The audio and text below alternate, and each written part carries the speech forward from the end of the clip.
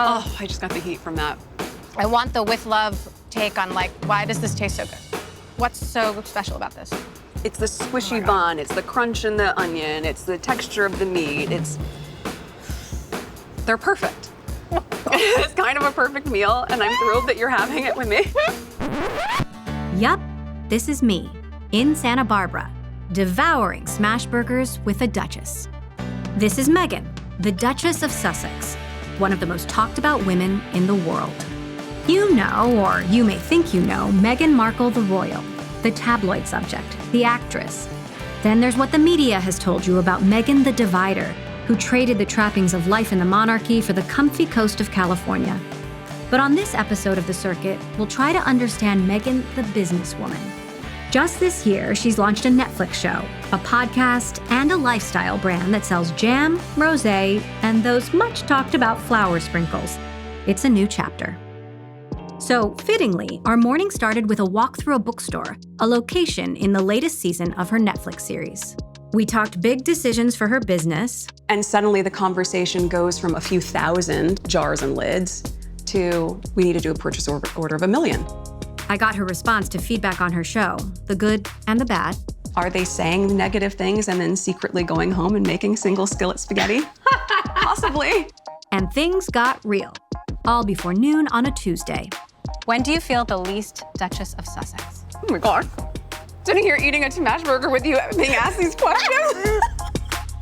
The big question is, can Meghan have a second act as an entrepreneur and a tastemaker? Can she succeed on her own terms, and will a highly skeptical world even let her? If you could choose one thing for people to know the truth about you, what would that one thing be? The one thing, oh gosh, what's the one thing?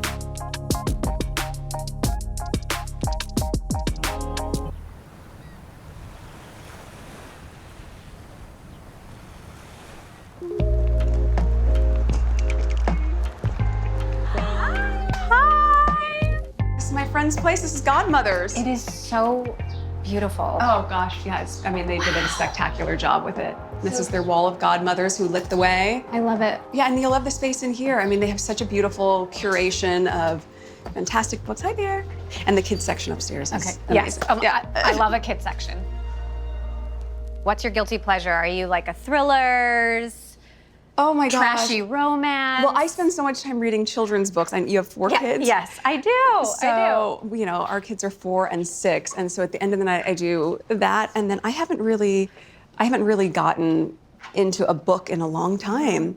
I know, it's hard. I also kids books, read a lot parenting of books. children's books. Parenting, self-help. Yeah, and then my late night indulgence now is just a lot of Duolingo. Do you ever do that? Oh, it's great. When I can find the time, what are you Duolingoing? I'm Duolingoing French. Yeah. I committed to relearning it, Oh and my so goodness, yeah, I'd love to do that. it's really fun. So I saw that you were at the opening of this place with Oprah, and you talked about how bookstores felt like a safe space. Tell me about that. You know, I think bookstores, you can find your story there. You can find some version of your story or what feels true to you in it. And within all those pages, it's just such a great space for discovery. And I think that makes people feel safe.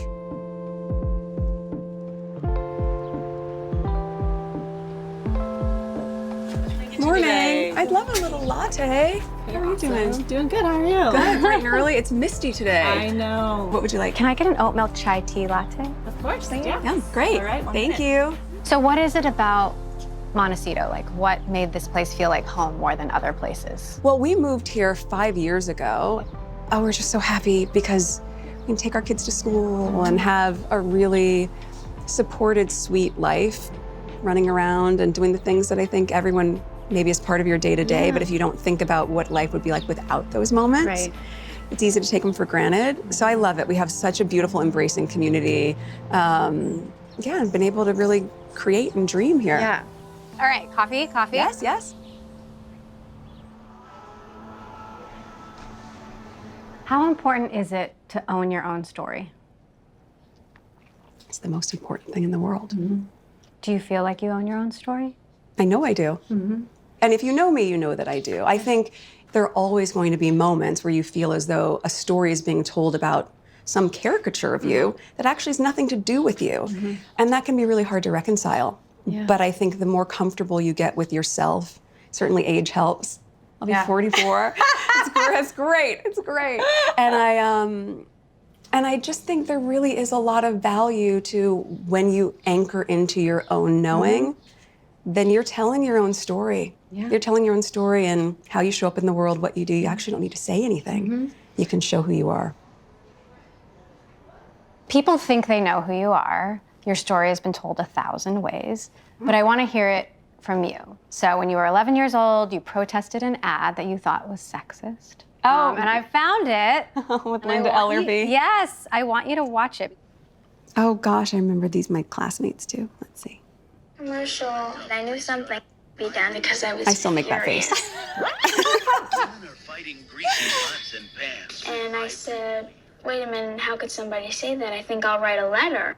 I did, I wrote a few. Yeah. Tell me about that girl and how she grew up. Yeah, I grew up in LA and I had a great childhood. That time was really fascinating because that day that we were watching that commercial at school was also when the LA riots were happening. And so you have this contrast of the city was going on lockdown.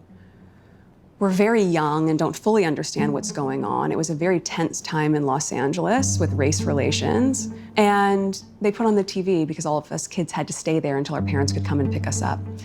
That commercial happens to come on. And I remember, look, the boys in the classroom said, yeah, that's where women belong, in the kitchen. And that's really what upset me. It was a very turbulent time in our city and a lot of uncertainty. But the one thing I was certain on, in all of this was that's wrong.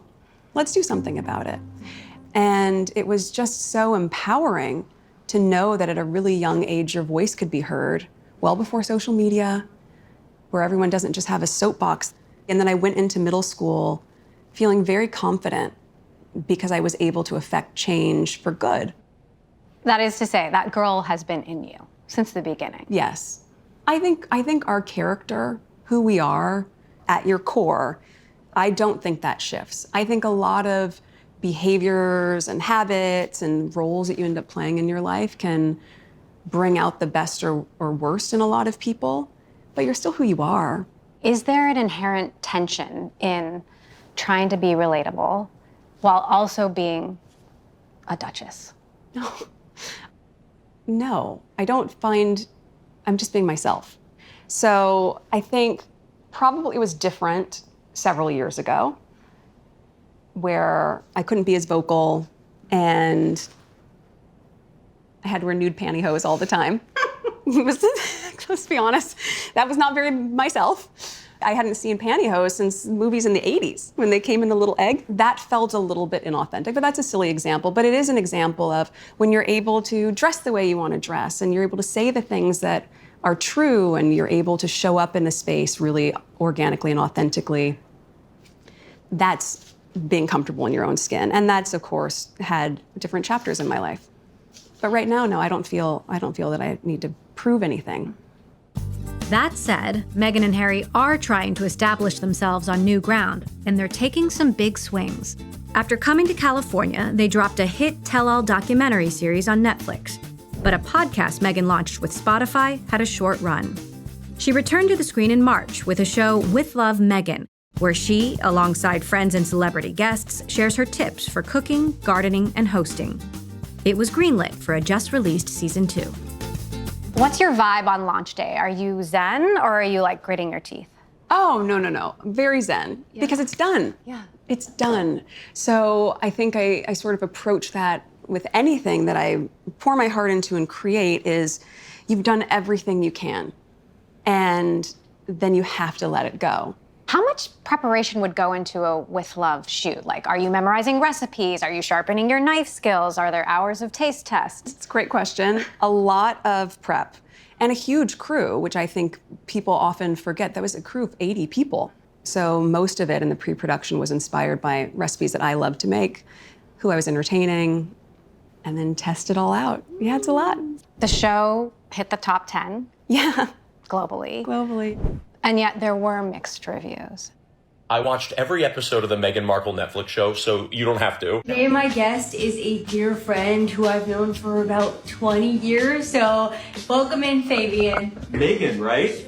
Yeah, Meghan, right. I saw so many people recreate her recipe, so like, where's the hate coming from? How did that land for you? I think I knew who I was trying to meet. And so if you know your audience, you know your demographic, well, they love the show. And my partners love the show, and that's why we have a season 2 and why we have more fun coming. So I think oftentimes the negative voices, are they saying negative things and then secretly going home and making single skillet spaghetti? Possibly. And that's all right. They're trying to pay their bills, and that's for them to sort out if they're comfortable doing it at someone else's detriment. From my standpoint, the intention of the show was to share more of myself, to share tips that I love in my life, and to have fun. But there's this take that you're glorifying homemaking or glorifying trad wives. Oh, really? That feels odd to me. Yeah, how do you respond to that? That feels odd to me. I mean, I hadn't heard that. But I'm really unapologetic about the fact that though would it be lovely to go and churn your own butter? Sure, maybe. I don't have time for that. I don't have time for that. And I don't think you get an extra gold star if you do that. So for me, a lot of it is how do you show up thoughtfully? I don't have time to make dinner every night. I wish I did. I don't have time for that. I'm great at ordering takeout and plating it beautifully. And look, and yes, do I have small things where even on my kids' plates, I wipe the side of the plate? Someone might go, oh my gosh, that's so ridiculous. For me, that's 2 seconds where I get to present something that looks a little bit more beautiful.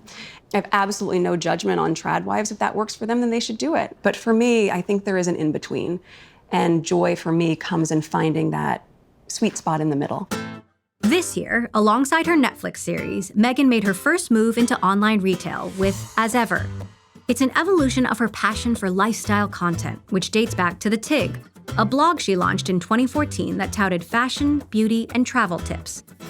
That shut down shortly after she started dating a prince. Meghan wouldn't share sales figures for As Ever, but so far, most of its inventory has quickly sold out. As Ever is also cooking. Just had another launch. Yes. The rosé sold out also in less than an hour. 44 minutes. I was shocked. How do you keep up with demand? When you sell out that quickly, it's a double-edged sword because it's an incredible thing to happen for any small business and any startup. And at the same time, you don't get the same metrics and learnings about which SKUs and products are the most coveted because it's all gone immediately. So then we prepped for the second seasonal drop and 10x'd our inventory and thought for sure that would at least last for a couple weeks. That sold out in a couple hours. And suddenly the conversation goes from at the start of this year talking about a few thousand jars and lids to we need to do a purchase order of 1 million. And that's a huge jump in just a few months of starting a business. And the plan is to go global. Yes, absolutely. How long does it take to develop each product? What's that process like? Oh, goodness. I'm exasperated in some ways by that only because it is such a tedious proposition to scale your own home recipe to something at mass and maintain the same, not just quality, but the same flavor that you're able to do at home. And I think any home cook would say that. If you say, great, can you make your cobbler that I love? I said, great, of course I can make my cobbler. Great, can you make 1 million cobblers? Can you teach someone how to make 1 million cobblers that taste just like the one that you have at home? I also have to be conscious of, people who really understand canning can say the bricks method when you're going at scale. I mean, now I'm gonna get a little nerdy and jammy with you. I can tell the details. But there's a lot of detail in it. There's lots of tiny nuances that I don't think people would think about and then make sure that it can come out the way that feels reflective of what I make at home. What about pricing? Like, how did you determine your pricing strategy? Like, what are the margins? Yes, the pricing I think is key. From my standpoint, I know where I came from. I remember being in high school and having my after-school job, and all I wanted to do was save up to buy a shirt that said BB. Yes. Right? Yes, that I just had a lot said of BB. And if you could get the one with the rhinestone BB, you really made it. And I always think about that version of me who there might be a brand or a person that you look up to and you want to have a piece of what they're sharing in the world. And that can't be something that is out of price range. That can't be something that is so aspirational, you're never going to be able to afford it. So there is something, I think, really important in that the first hero product was this $9 jar of jam, which my 15-year-old self would have been able to buy. And then after you finish the jam, you could use that to put your flowers in it, little jar, or your pens on your desk. And I liked the idea of having something that just felt signature in that way, and keepsake packaging and affordable. Celebrity brands are all the rage right now. What's going to make yours stand out? I think the authenticity is probably what will help it stand apart. Also the price point. I think certainly when we're looking at economically what's happening right now, you really want things to be in a range that people can still have a piece of, whatever ends up happening with our economy. More than anything, I've just poured so much love into this brand. And I would say the same for so many of these celebrities who probably have dreamed of something for a long time. And at the same time, when they see it come to fruition, for a lot of them, are they writing copy and doing all these things that maybe they are, which I think is incredible. Everyone is putting out something unique in the world, even if it feels like there's a million tequilas. I'm sure they all have a different point of view in some regard. And I really do believe that a high tide raises all boats. I believe that. I think there's room for all of us. It's a very crowded room. Celebrities like Rihanna, Selena Gomez, and Ryan Reynolds built billion-dollar businesses by capitalizing on their fame to influence consumer behavior. It's creating something of an entrepreneurial arms race in Hollywood. The most popular verticals are beauty, fashion, and alcohol. Meghan's Rosé, while getting good reviews, is joining a pretty packed celebrity shelf. To build a brand that endures beyond the viral launch, some celebs have partnered with operators or raised capital from outside investors. Meghan is taking a different approach. The Netflix of it all. You have a really unique relationship with them. How does it work? Like, take us behind the curtain. Sure. Who has the last word? Creatively, they very graciously said, no, this is your baby and this is your brand. So all creative decisions and final decisions like that end up with me. The CPG division might be newer for a lot of people to hear about. They have been doing that with a lot of shows and brands that they've had and been in the consumables territory and market. Stranger Things, they've introduced a line of ice creams or pizzas. So they have a lot of incredible suppliers and manufacturers that they are comfortable working with. And then I'm able to try the products, work with those teams as well, and then sort of green light. While you can go to Netflix's website and buy Bridgerton pickleball paddles or Squid Game plushies, Meghan's jam-inspired brand is not just an extension of her series, but a separate standalone business. Do you have any backers other than Netflix? No. Or are you looking for other investors? At the moment, no. Netflix is my partner and investor. Why not raise money on your own, you know, where you might have more control, you might have more financial upside? That had been my plan. And I thought that it would be great just to build out my own team and really do it purely on my terms. But then I also would say Netflix made a really compelling sell. We began our relationship with Netflix 5 years ago, purely as a production company with Art 12 Productions. And we've managed to have some wonderful shows and docuseries that we're really proud of. And then with the evolution of our partnership now is them doubling down in their support of As Ever. Just days after this interview, Netflix announced that following its initial 5-year, $100 million deal with Harry and Meghan, they've signed a reportedly far less lucrative first-look deal, similar to the Obamas. Her ever-present critics seem to view this as yet another setback. But really, what it means is Harry and Meghan can shop their shows elsewhere if Netflix doesn't bite. Recently released viewership numbers reveal With Love Meghan did hit the top 10 initially, but ultimately only had 5.3 million views and ranked 383rd on Netflix's watch list. A season 3 is TBD, but Netflix is promising a holiday special with Meghan and will continue to back As Ever. Meghan said in a statement that she and Harry are proud of the new deal, which celebrates their shared vision. So what is the grand vision for As Ever? Like, what do you want it to be? What don't you want it to be? I don't want it to feel generic. I don't want it to feel cookie cutter. I don't want it to feel like it was phoned in. Mm-hmm. And I know that it would be impossible to feel that way because I know how much time I spend on it, from soup to nuts. But I want it to be something that people feel excited to have in their home, and especially that people feel excited to gift. So what is the path to profitability? Mm-hmm. The scaling is going to be key, and certainly shifting out of D2C, not necessarily into brick and mortar of our own, but in finding the right retail partners that make sense to be on the shelves. Do you want to see it at Target or Williams-Sonoma or? I think a key retail partner is going to be very valuable. And also, look, if you look at the categories, it might not just be one. We might have exclusivity in certain ones that make sense for the consumables, but as you expand into candles or things throughout the home, where do those live that it makes sense? So between the show and As Ever, the podcast. Yeah, it's been a busy year. It's been a busy year. You were off social media for years and now you're back on. Do you feel like you're sort of launching a new you or rebranding yourself? No, I think, how funny, no. I think I finally get to share the me that's been here for so long that people maybe haven't had the same visibility to. Coming back on Instagram was a really big decision, but also it's just been joyful. And I'm really intentional in using it as a platform to share joy and to have fun as well. And so I get to play and explore. I play in public.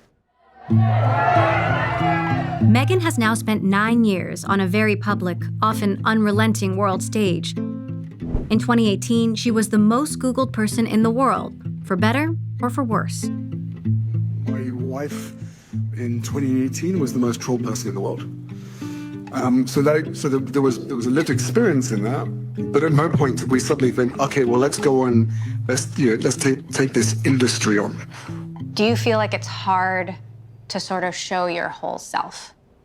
I waffle with some of my choices before I make them. I'm generally very decisive, but social media is a great barometer for this for me, because putting out a video of myself 9 months pregnant was a really big choice, but I also wanted people to see themselves in my story and our story, and to be able to show that with all the noise that might happen in the world on a day-to-day basis, real life is still happening behind the scenes. Really real life. But you put that out there and some people, like, they tear it apart, you know? I'm sure they did, I don't know. But I also protect myself from seeing that. It's been interesting preparing for this interview because every day you search for your name and there's like 1,000 different news stories about 1,000 different things. Yes. And so. But I guess the distinction there is those people don't know me and they're not talking about me.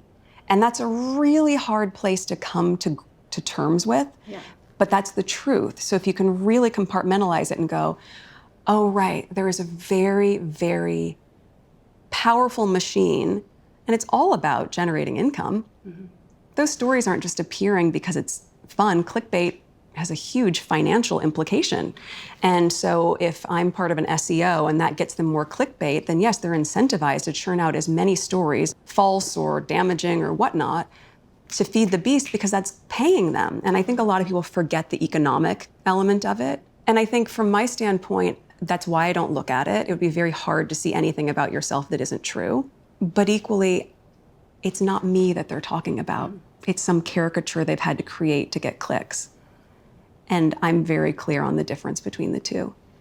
Do you feel like you have to be perfect? Do you feel like you have to curate what you show us or be a more polished version of the Meghan that you are, like, you know, just at home putting your feet up on the couch? I did feel that for a while. I felt a lot of pressure to, even though I wasn't seeing it, you could feel the energy of it. So you feel a lot of pressure to go, is this hair out of place? I bet it is, but I'm okay with it. Is someone gonna say something about anything? Probably. Once you make peace with the fact that they're gonna say something about anything, and that's a hard place to get, where you can make peace with that, then I think you just settle into being yourself. But whether you're high profile or not, it's hard to be a teenager. It's hard to be in your 20s. It's hard to be a mom for the first time. Every chapter, we're figuring it out for the first time. Every single chapter. And then you layer in just the natural change that happens as we get older. I don't think there's anything valuable about trying to be perfect. Perfect doesn't exist. And I guess my version of the closest thing to perfection would be being really comfortable in your own skin. And I do think that comes with time. And with that, it felt like a perfect time for some fresh air. Meghan tipped us off to a great local spot where we continued the conversation, from raising kids to the state of the world and what's really in a name? Well, a lot, apparently. Have you heard of this place? I haven't. I'm excited. I would love an IPA. And then I'm having the jalapeno. I'll have like a cheese- regular smash. Yeah, a cheeseburger smash. One regular Smashy, burger. smashed cheeseburger. Here's our number. Thank you. Okay, so Yum. I think you're gonna love it. I'm hungry and thirsty. So this is perfect. Well, you're in the right place. All right. Cheers. So, I mean, obviously this is a quieter town. Can you actually get a drink in peace? Yes, Yeah. we go out a lot. I love it. I go out with my girlfriends for dinner and lunches, and obviously my husband and I have a lot of date nights because it's important. But yeah, we go out a lot in our community, in Montecito and in Santa Barbara, and people are just really friendly. Are there any tricks to being incognito? No, we're not trying to be incognito. Okay. Different chapter. But if you had total anonymity for a month, what would you do? I would go grocery shopping every day. I miss grocery shopping so much, though I'm very much on Instacart. I would do that. I would travel in a different way.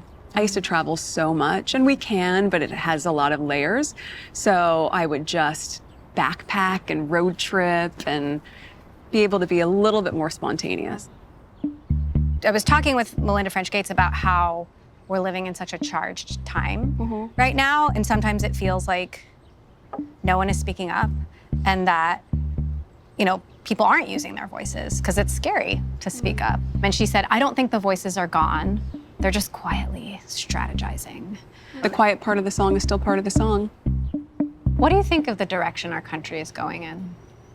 I think right now it's a really interesting time for the entire world. I just hope that people are able to maintain the values that they feel are important to them, and to feel safe, and to remember our humanity with each other in all of it. Like however polarized the world can be or feel, if you go back to the fact that we're human beings and try to find the way that we can connect versus feel divided, I think that's the only way through whatever can feel trying. On that note, you talked about growing up in LA.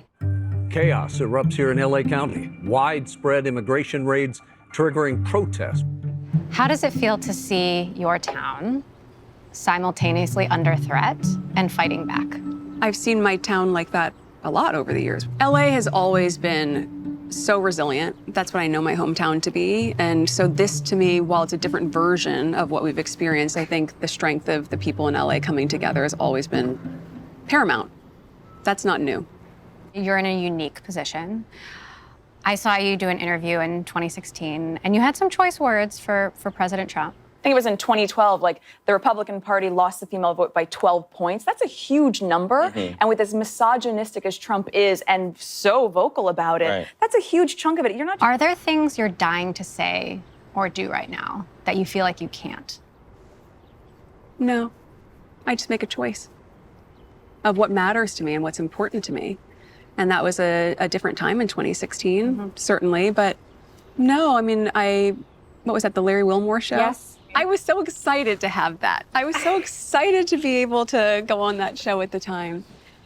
Yeah, no, I think. Hi, how are you? Good, thank you. Thanks for having us. Okay. Thank you. I've got a classic and a jalapeno. I'm a classic. Okay. Thank you. Perfect.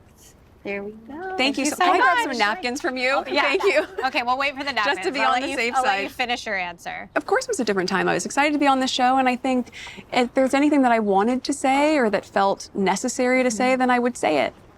But that's not where I'm at right now. I don't think I haven't said anything since 2016. That was well before I met my husband, too. All right. Well, here we go. Shall we try the burger? Yes, but Here, you we can do a burger. You we do want a napkin? Okay. You're going to want a Well, napkin. you're wearing all white. Okay. Thank you so much. You're welcome. ladies. Appreciate I it. hope you enjoy. Oh, it's going to be great. Do you see what they do there? And there's giant pickles. Look at my jalapenos, see? Wow. Yeah. Okay. Okay.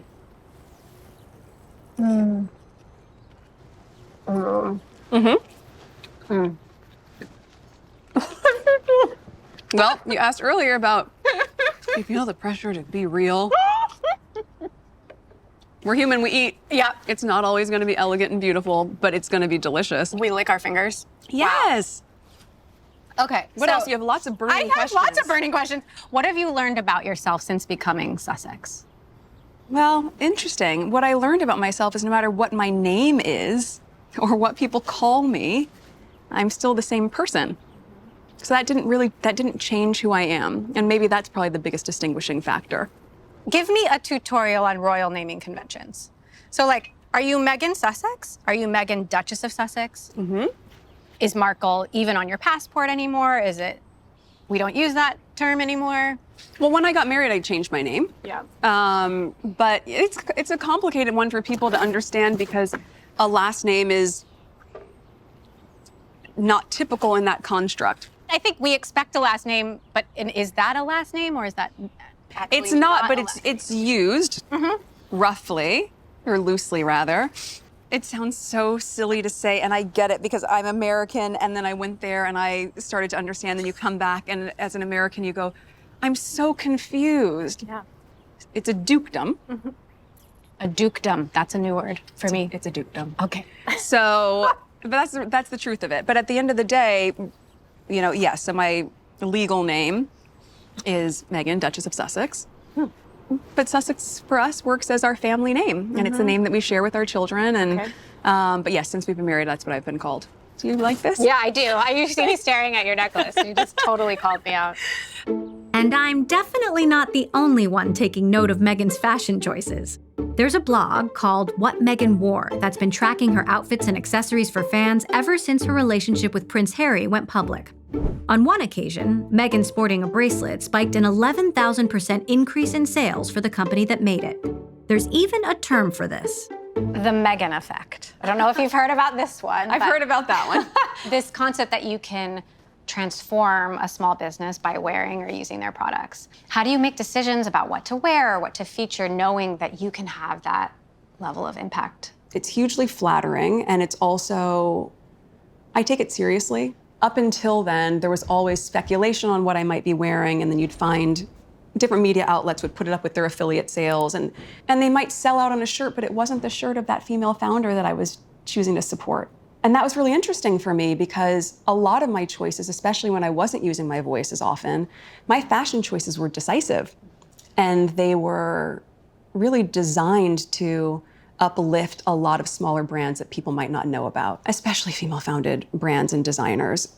And so from my standpoint, even having Shop My on Instagram has been an interesting exploration because I'm able to say, these are the actual brands, and people can find what they're looking for if they wanted to emulate the style.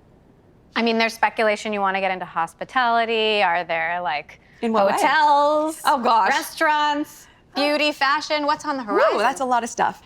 I do not, at this moment, have any aspiration of getting into hotels and hospitality. That's the first I've heard that one. I'm open to the possibilities of what can happen, certainly in the expansion of As Ever. I would not put beauty or fashion out of the mix. I think those are things that people associate with me, and it's categories that I really love. I just wanted to start with something that felt a little bit closer to home. You've been doing some angel investing. Yes. I saw that you called it Dolphin Tank as opposed to Shark Tank.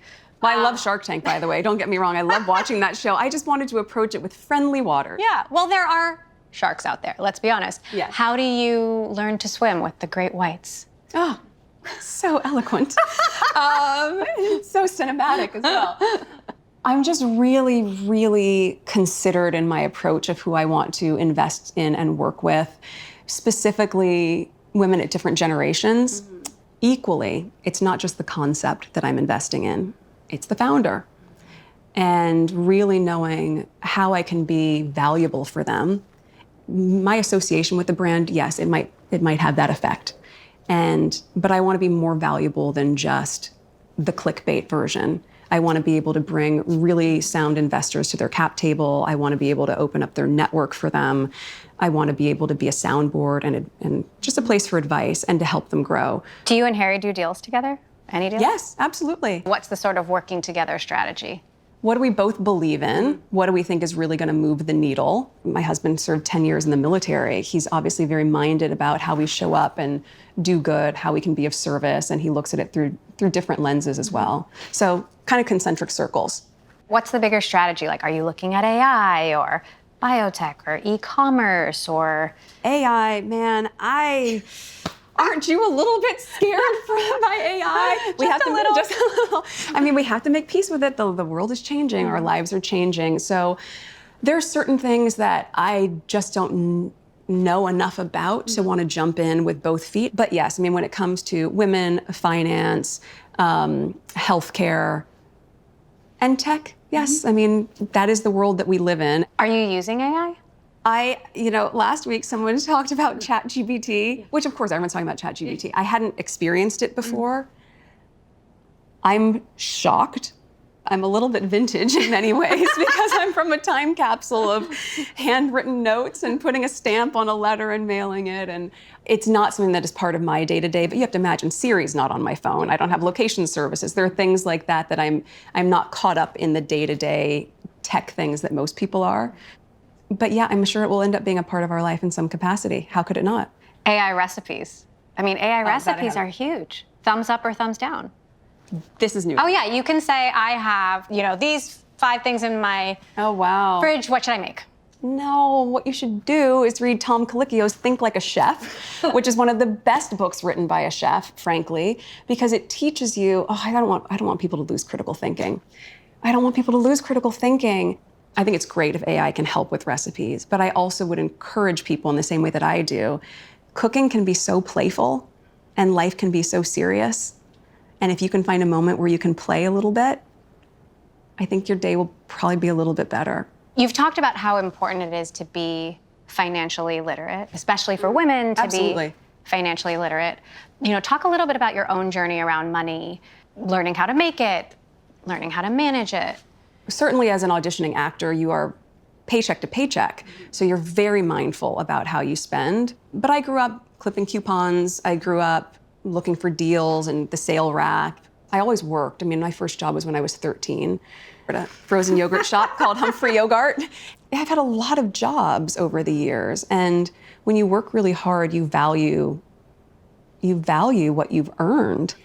So I think that translates into how I invest, it translates into how I spend, what I teach my children, and I think it's incredibly important for young women, especially, to have a sense of why it matters for her to earn her own money and to be able to be financially independent. That's not about anything other than being self-reliant. And the more that you're able to take care of yourself, especially as a woman, then you're making practical choices in your life that are not hindered by a need being met by someone external.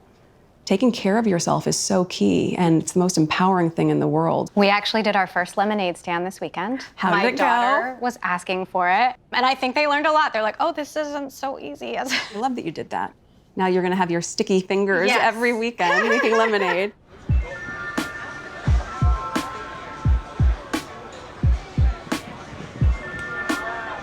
We all want our kids to grow up in better circumstances than we did.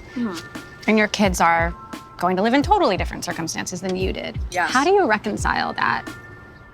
We normalize as much as we can, but also we're such hands-on parents, and it matters so much to both of us.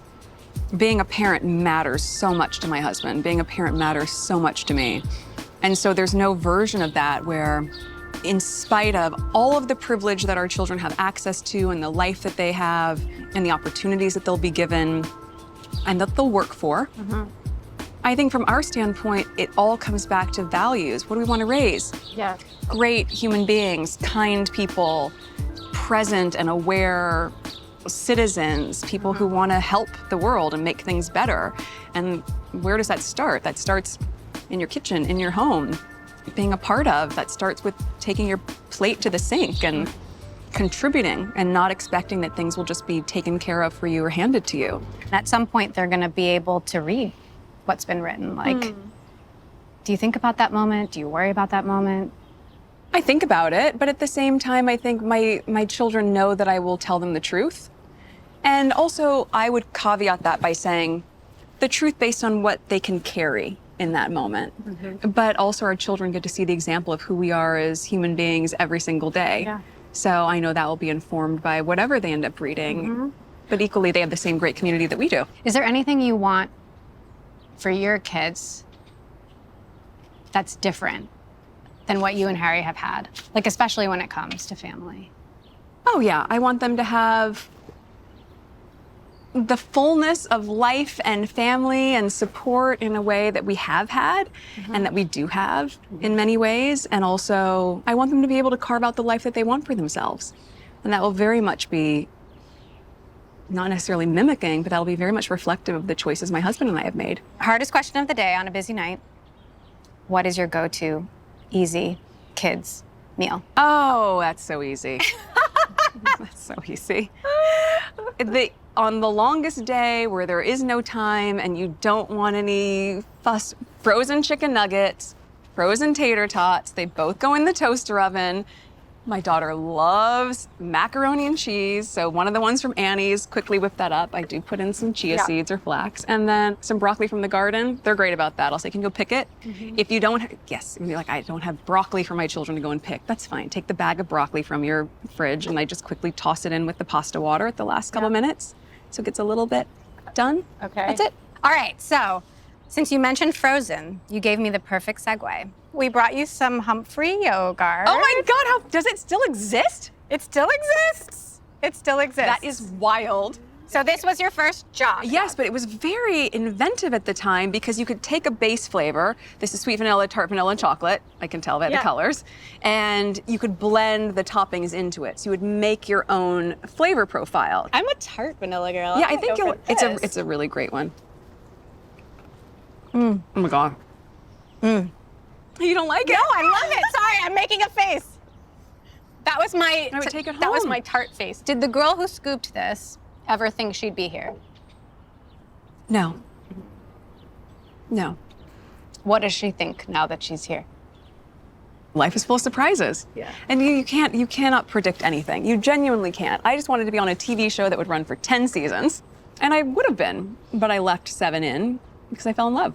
Yeah. So, I just am grateful for where I'm at today.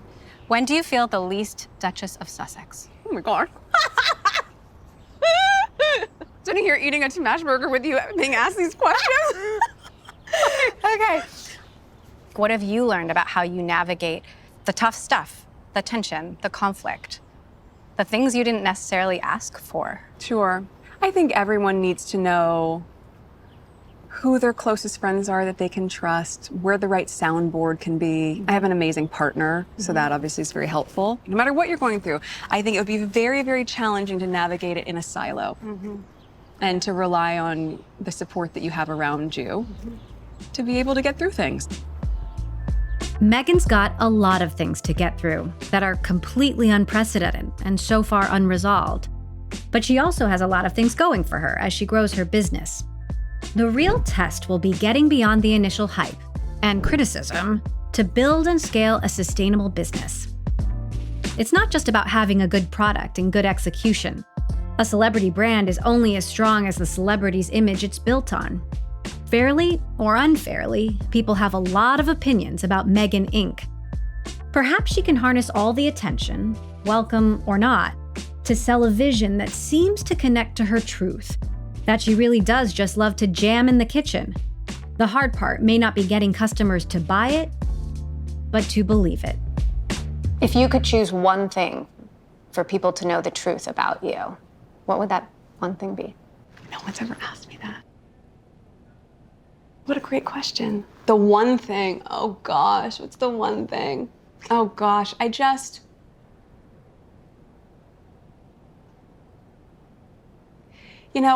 think that when I sit with it for a second here, I just want people to know that I'm a real person. And I think a lot of that gets lost in what can be super dehumanizing when you look at the clickbait culture and how much is written about someone. It's like, no, my friends have to read those things.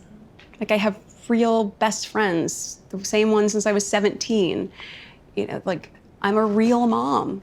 I choose to go and do school pickup and drop off, but I do that under a landscape that is created that forgets that I'm a real person.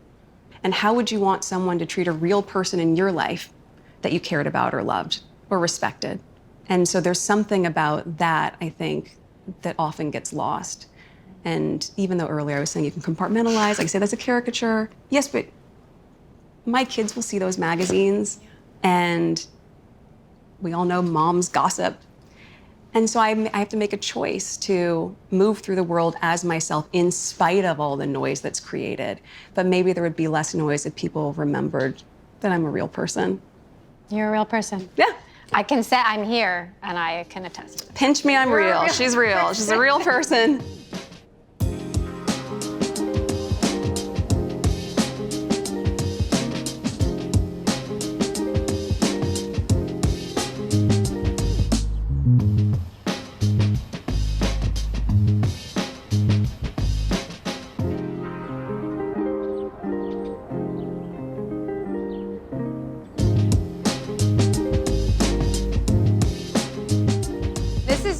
This is one of my favorite. Gosh, we're just knocking books everywhere. Yeah, it's yummy. We're just It's just that one book, too. everywhere. Okay. Is it okay to be a girl boss?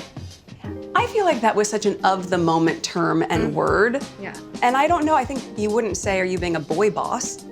You're just a boss. Do you need me to hold for sound?